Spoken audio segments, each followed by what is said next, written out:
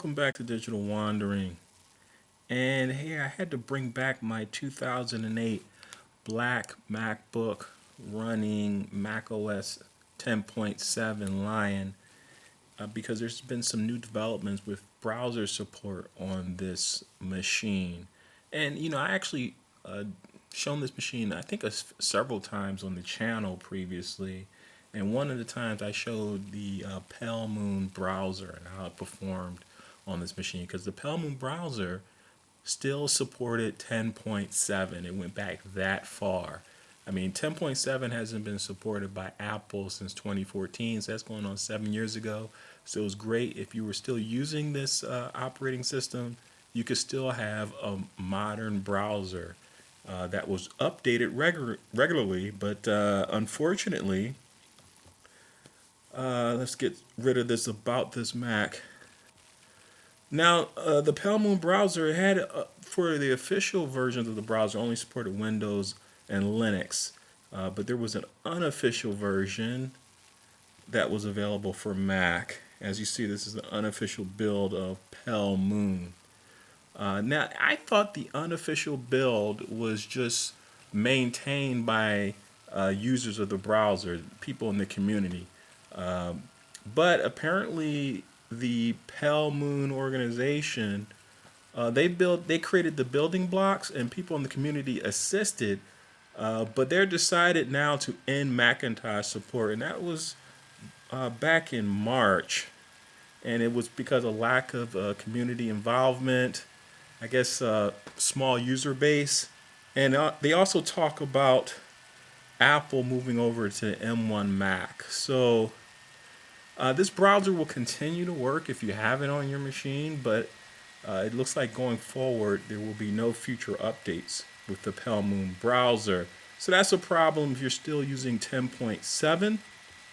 That also impacts the other browser that I have here, Arctic Fox, and you may hear those fans kicking in. This machine is 13 years old, so it's definitely working hard just to maintain itself. But okay, now you have the Arctic Fox browser, which is also an alternate browser to use on this old Mac. And I actually use this on my Snow Leopard machine as well. As you see here, this web browser supports Macs going back to 10.6. But I'm worried about this as well because this is a fork of the Pale Moon browser. So that should definitely affect Arctic Fox as well, Pale Moon dropping Mac support. So if you're using Snow Leopard or Lion going forward, it may not, you're going to have fewer options. Now, there are other browsers that I don't use that support early Intel Macs going back to 10.6. Now, I liked Pale Moon browser and Arctic Fox because I found them more user friendly. You can just download the browser and drag the browser icon to the application folder like you would normally do for any other browser that you download on the internet. Some of the other browsers seem like you had to do extra steps to make them functional, so I just stayed with these. But really what I'm thinking about, at least on this machine and possibly my 2011 MacBook Pro that I also shown, I'm thinking about maybe putting a Linux operating system on there. That's something I've been wanting to do. I've used Linux, different Linux distributions before, but always in a virtual machine. And with the falling browser support on this machine and some of my others, it gives me an opportunity to maybe put Linux on one of these machines. So that's something I'm really considering.